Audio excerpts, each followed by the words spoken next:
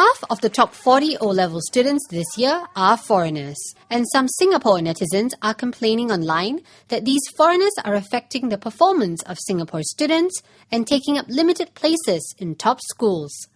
But at last night's Raffles Institution inaugural Gryphon Award ceremony, Minister Mentor Lee Kuan Yew reaffirmed his stand on meritocracy in Singapore's education system. Lee was the first Rafflesian to receive the prestigious award given to illustrious Rafflesians who have contributed greatly to the nation. One lesson which I learned from RI has been important in the way in which I subsequently governed Singapore. I believed completely in the meritocratic system. I'm not interested who your father or mother is, what station in life, what religion, what language, how do you perform, and what is your character. Character is very difficult to decipher in a young person of 15 or 16 when they first enter secondary school. Therefore, you've got to go by the feel of the person. In his speech to 800 guests, comprising mostly former Rafflesians, Lee acknowledged that the student makeup at Raffles Institution today differed greatly from his time as a student in the late 1930s. 60% of the students in RI have fathers and mothers who are both graduates.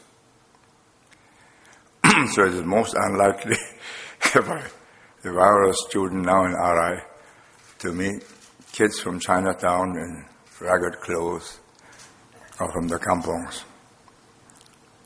60% are from families of the upper stream, and I'm quite convinced that the other 40% are pretty near the top. Razor TV spoke to two Rafflesians who attended neighbourhood primary schools and live in HDB homes and asked them about the importance of meritocracy. Meritocracy is extremely important in a Singaporean context as well as in the education context, because you want to train your best people to be able to contribute the services in the best manner to society. As for the topic of foreign students outshining their Singaporean counterparts, Adil had this to say. Foreigners give us the incentive to compete. So, I have to admit that a lot of foreigners may end up doing better than me academically in school, but that only gives me the incentive to push myself further, because without competition, we will lose out in the global economy. However, fellow Rafflesian Yao Yut Cheong feels that although meritocracy is good, local students should also be adequately protected.